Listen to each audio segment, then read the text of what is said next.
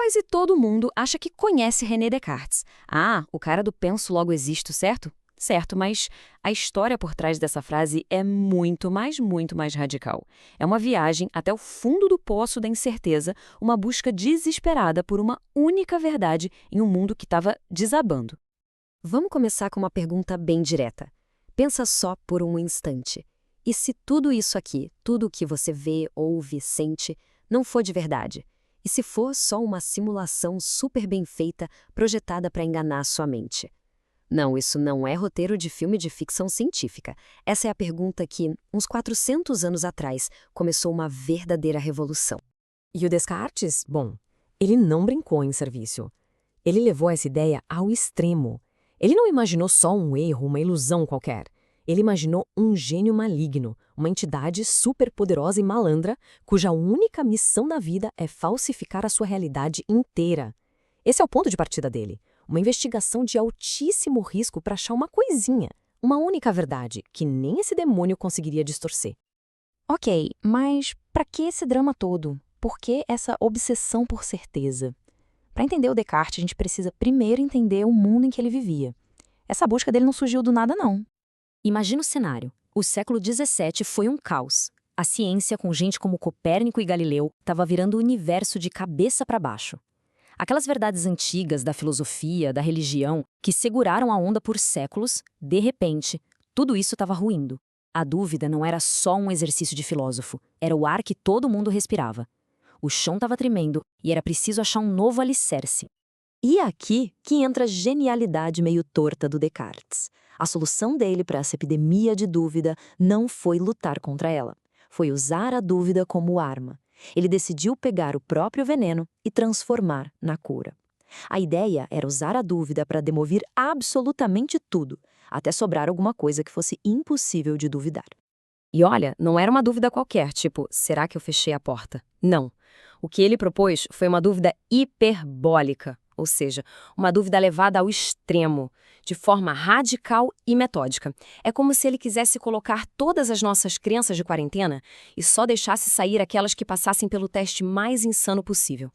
O método dele era bem claro, em 3 etapas. Primeiro, duvidar dos sentidos.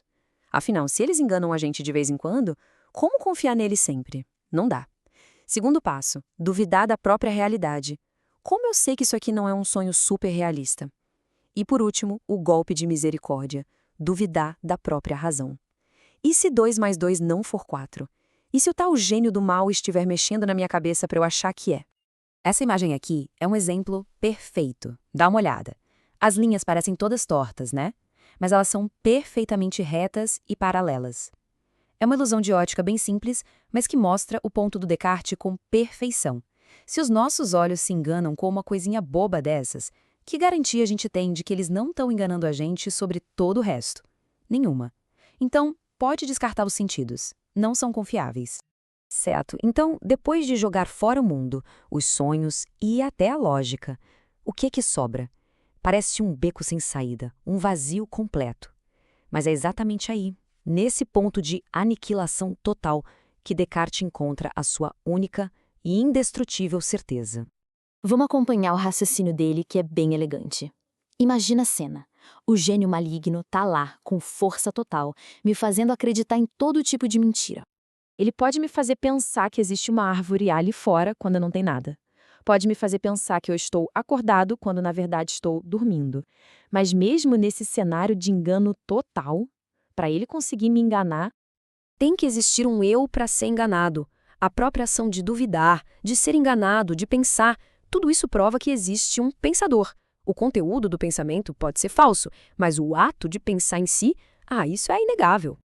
E pronto, é daqui que vem o famoso penso, logo existo. O cogito ergo sum. Mas o lance importante aqui é que isso não é uma conta de matemática, tipo A mais B igual a C. É uma intuição, uma sacada instantânea.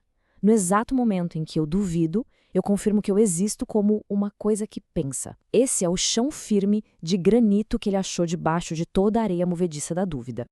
Ok, a partir dessa única certeza, Descartes começa a reconstruir o conhecimento todo.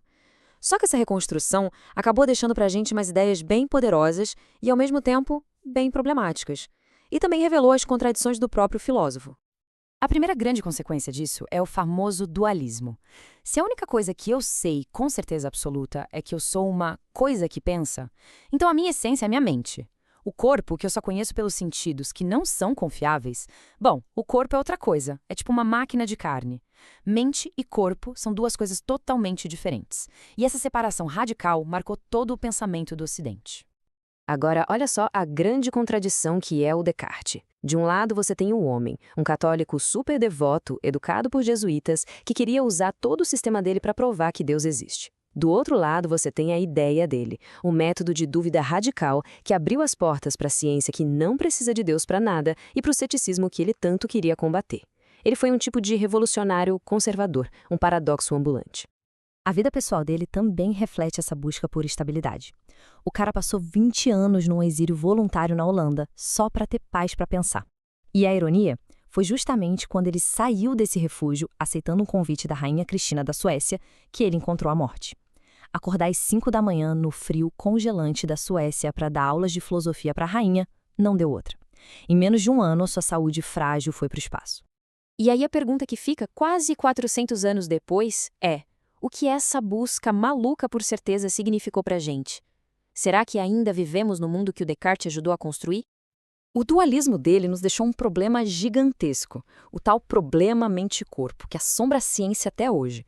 Como é que uma mente, que não é física, controla um corpo que é físico? E essa mesma pergunta aparece hoje com outra roupa no debate sobre inteligência artificial. Como a gente pode saber se um programa de computador tem uma consciência de verdade ou se é só uma simulação muito, muito boa? É o problema de Descartes de novo. Isso nos leva à questão final. Ao colocar o eu pensante como o único ponto de partida seguro, Descartes deu um poder imenso para o indivíduo, para a razão de cada um. Mas, ao mesmo tempo, será que ele não nos separou do mundo, criando um abismo entre a nossa mente e a realidade lá fora? No fim das contas, a busca dele pela certeza foi uma libertação? Ou foi uma espécie de prisão? E aí, o que você acha? A jornada do Descartes foi um triunfo ou uma tragédia para o pensamento moderno? Deixe sua opinião aqui nos comentários. E claro, se curtiu essa análise, não esquece de se inscrever no canal e compartilhar essa explicação. Até a próxima!